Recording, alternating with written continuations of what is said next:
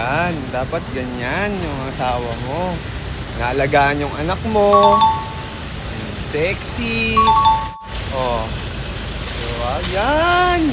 Ganyan! Ano nakain mo? Oh, diba? Ano nakain mo? May nagluluto. Diba? Oh. Siyempre, pagbubuksan natin, inaalagaan yung anak natin. Inaalagaan tayo. Oh.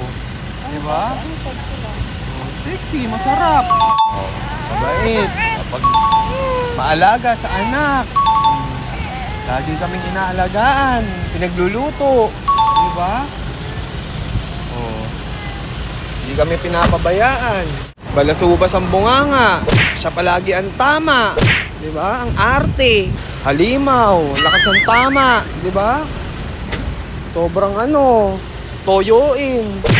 Halimaw pag magalit, parang tanga. Yan, lahat na. Kaya kayo mag-iingat kayo kapag magpapamilya na kayo, ha? At syempre, love na love ko yan.